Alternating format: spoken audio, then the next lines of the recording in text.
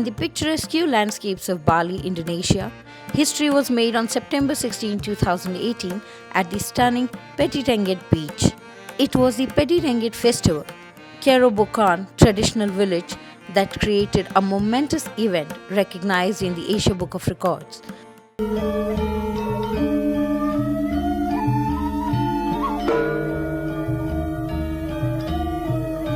A Tenun dance performance with an astounding 2,000 dancers from 50 different hamlets.